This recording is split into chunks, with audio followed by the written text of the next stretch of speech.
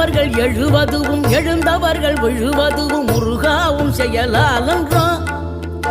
இங்கு அழுதவர்கள் சிரிப்பதுவும் சிரிப்பவர்கள் அழுவதுவும் குமராவும் தயவாலன்றோ.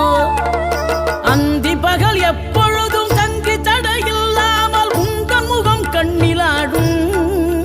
தினம் எந்த நிலை கொண்டாலும் கந்தன் துணை என்றாலே வந்த வினை நல்லவோடும்.